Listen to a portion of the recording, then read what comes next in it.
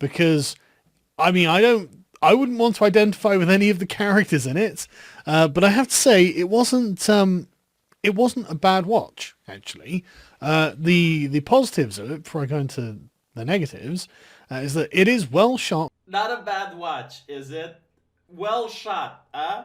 Now, I do appreciate that when you're in the cinema and the action happens really fast, you're not going to notice some of the finer details. So, I want to show you this trailer that they released on January the 30th. And I don't understand who had the balls to actually release this. Like, the only reason they would release this is to shame the guy who produced it. It's like, let's show the people what garbage scene you have managed to create. So, here we go, right? Now, this is something really funny here. Like, she pulls the hand, and then this guy reminds me of those old cartoons when someone would be on the stage and someone with a cane would pull him back. Like clearly there's like a rope that pulls this guy back. Right now, I know you think I might be nitpicky, right? But this is just the beginning. Like look here, look here. This is my favorite scene from the whole thing, and this is happening like 2 or 3 times. Like look here, look how she swipes the leg. Look, bam! My God, like look at this. Look at this feminine power right here.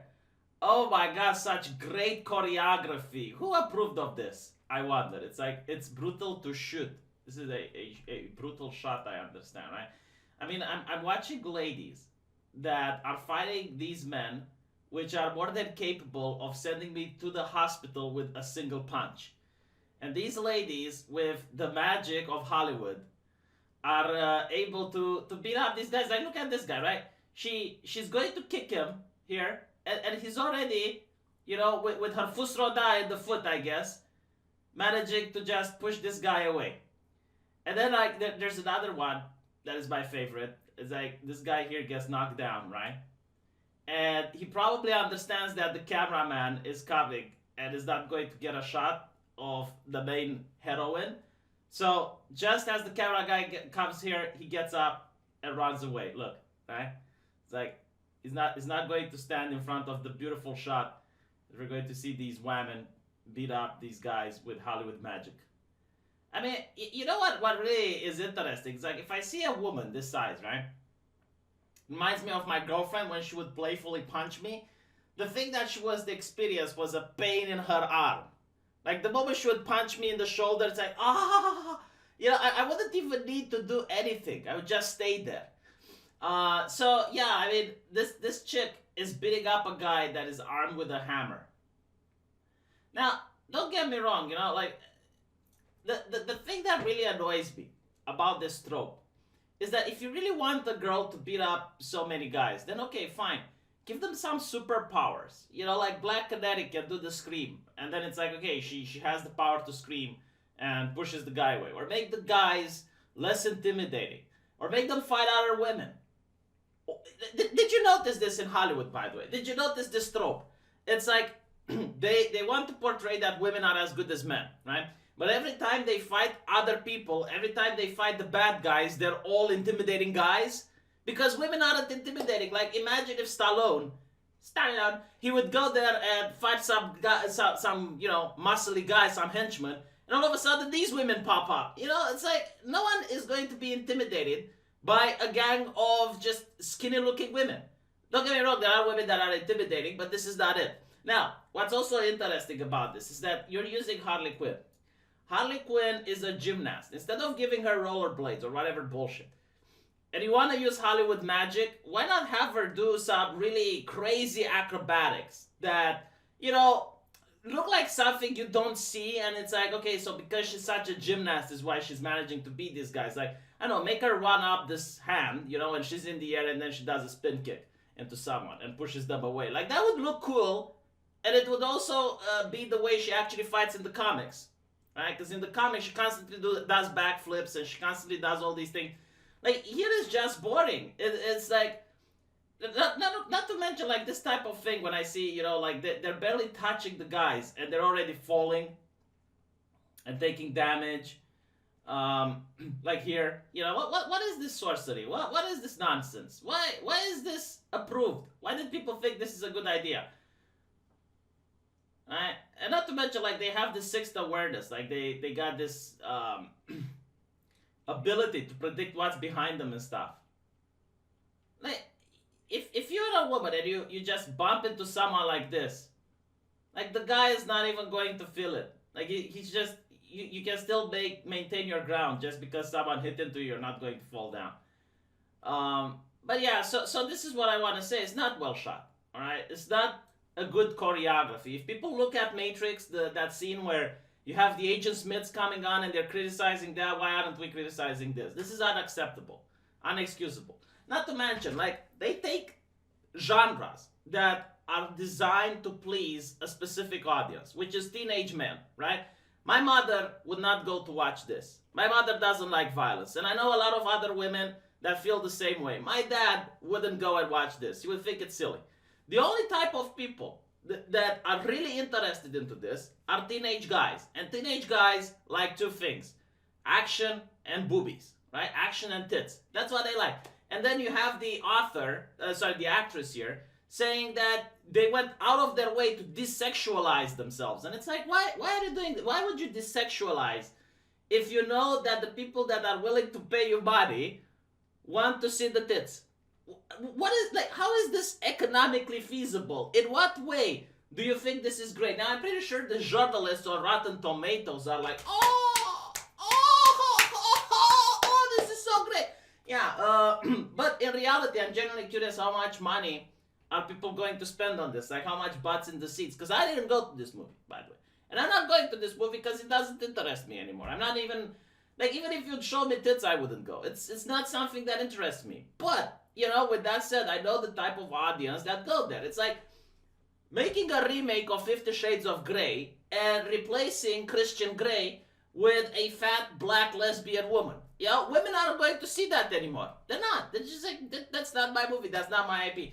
So when you do this to Harley Quinn, which has like two major selling points, and you remove one of them, you're going to have less people that are going to go into the cinema. And you know, like, not to mention, what I hate the most is the hypocrisy. You have the Joker, and everyone's like, oh my god, oh, we shouldn't glorify mental illness. Oh, the Joker is a villain, you shouldn't support the villain. And then they pull this shit. It's like, how can you be so obvious? At least pretend to have some consistency, you know? At least if you're a culture critic, you should be like, you know, like, we don't like Harley Quinn because it's like it glorifies violence and she's a villain. Not to mention, like, at least in the Joker, from what I understand from people who actually went there, at least in the Joker, it shows how he ended up being insane. It kind of shows what it took for him to go insane, which caused some sympathy. It doesn't mean that people would excuse his actions, but it means that, all right, we kind of understand what society does to people that pushes them over the edge. And maybe, you know, like, we should punish the Joker, but maybe we can do something to prevent so other people can become like him. Here, there is no moral lesson. It's just a woman that does things for her self-gratification. And it's like, okay, I suppose, like, she's a villain, but, like, why would I want to root for that? It's not like if you want to root for a villain, you need to create a sympathetic villain. Like, someone that you kind of understand what he's going through. Like, for example, in Breaking Bad, you kind of understand, like, okay, the guy has a family, he's going to die soon, he wants to provide for his family, so that's why he's doing what he's doing. But here, there is no sympathy. You know, like, her abuse of the Joker is no excuse in hurting other people that have absolutely nothing to do with it. And here's another thing, right? Like, a lot of people will point out this bad choreography, and I'm telling you, it is the symptoms of a cancer.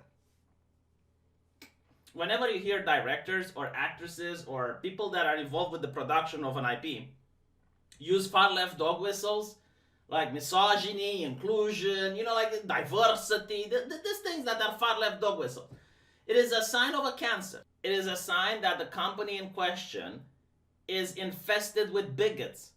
People that do not accept anyone else even thinking remotely different than them. They would rather fire a person that has been in the company for 25 years and is extremely talented just because he doesn't agree that late-term abortion is a good thing. Or you know, like any leftist talking point. Maybe he doesn't agree about open borders, or maybe he doesn't hate Trump. He doesn't have to like the US president. He just has to not hate him.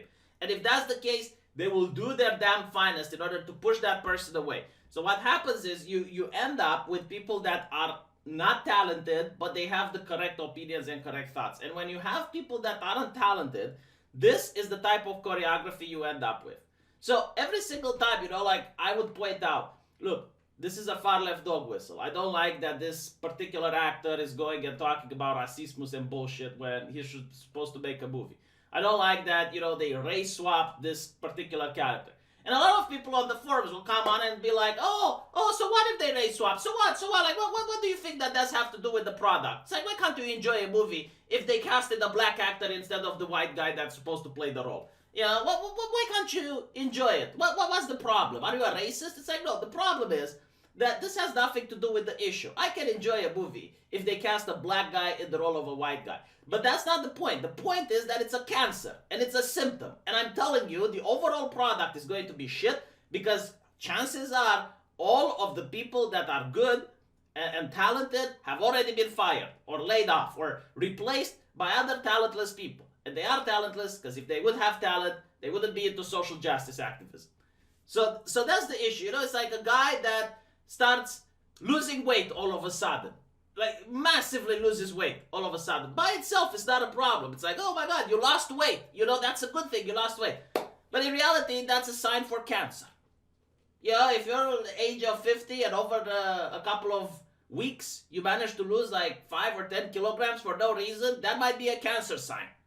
And if you also see the patient starting to cough up blood or become pale, that's another sign. It's the same. It's the exact same with these leftist IPs. When you have someone that has the far left dog whistle, and you know what they are. If you don't by now, ask me on Twitter. I will tell you though.